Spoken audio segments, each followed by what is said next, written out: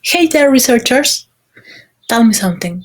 Have you ever been stuck between using the active or passive voice in a research paper?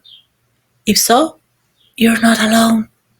Thousands of beginner research writers have the same question every time they start a paper. You might have been taught in school to always use the active voice as it connects the subject and object more directly, giving more agency to the subject and making the sentence livelier. On the other hand, you were probably advised to avoid the passive voice whenever possible, especially in persuasive essays and speeches. While this rule generally applies to research writing as well, there's a difference in its application. That's why you see so many journal articles using the passive voice. At any rate, using only one voice, either passive or active, can actually make a paper more difficult to read and confuse the reader about which part of the sentence are most important. And this is your key.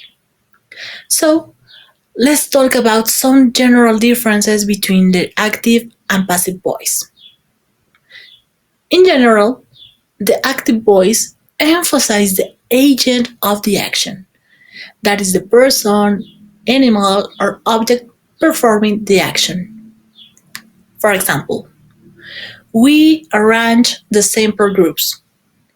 In this construction, the pronoun we leads the sentence, setting off its important in the action and leading right into the action taken against the object sample groups. The passive voice, on the other hand, emphasizes the person or object receiving the action. For example, sample groups were arranged by us. In this passive construction, sample groups stands out of the most important element. We are actually able to omit by us or by the researchers since passive voice constructions are often stronger, clearer, and more direct, concise than the other active voice counterparts. Most style manuals will advise scientific and clinical writers to write using the active voice whenever possible. However, this is not a command to silence the passive voice entirely. In fact, scientific manuscripts have tended to become more and more passive in voice in the last 15 or 20 years.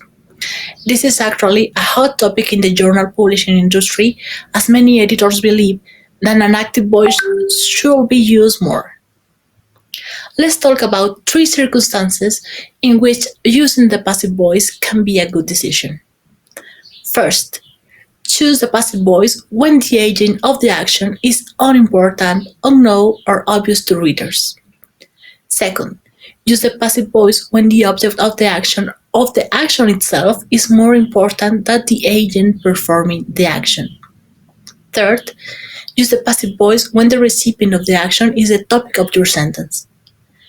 Now, let's discuss how we can combine the active and passive voices in sequence of sentences to show the reader where you're going and establish a cohesive structure that makes your paper more readable. By creating a structure that connects backwards, you can make a big difference in establishing the importance of one element over another, especially when both of these are the focus of your study and occur in the same sentence. So, here's the thing about active and passive voice in research writing. It can be a tricky decision for research writers to make when deciding which one to use. While active voice is usually preferred, it's not always the best choice. Let's break it down a bit. The active voice emphasizes the agent performing the action, while the passive voice emphasizes the person or object receiving the action. Now, when it comes to using the passive voice, it can be a good decision when the agent is unimportant, unknown, or obvious to readers, when the object or action is more important than the agent, or when the recipient of the action is the focus of the sentence. The key is not to limit yourself to just one voice, but rather use both in a structured way to make your paper more readable.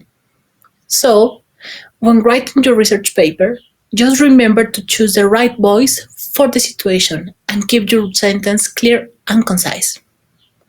In conclusion, the active versus the passive voice debate in research writing is a complex issue that requires careful consideration.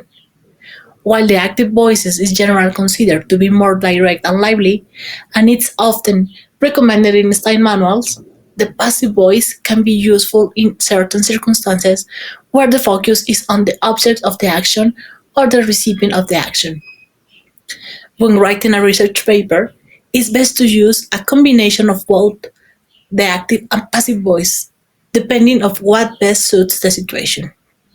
The key is to choose the right voice for the right situation and to make sure your sentences are clear and concise. And that's it. So, please don't be afraid to use both active and passive voice in your research paper.